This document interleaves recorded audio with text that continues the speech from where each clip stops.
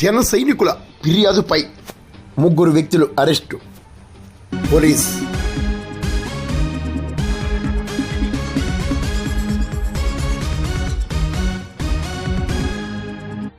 జాతీయ యోగా డే సందర్భంగా విశాఖలో భారత ప్రధాని నరేంద్ర మోడీ ముఖ్యమంత్రి చంద్రబాబుతో కలిసి రాష్ట్ర ఉప ముఖ్యమంత్రి కొణిదెల పవన్ కళ్యాణ్ యోగా డేలో పాల్గొన్నారు.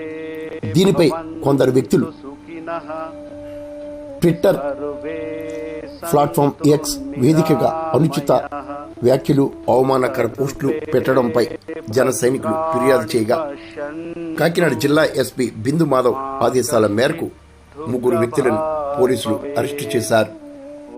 జనసేన ఫిర్యాదు మేరకు కోనసీమ జిల్లాకు చెందిన సాయి వర్మ, మచిలీపట్నంకు చెందిన రామాంజనేయులు, హైదరాబాద్ సరూర్ నగర్కు చెందిన షేక్ మహబూబ్లను పోలీసులు అరెస్టు చేశారు.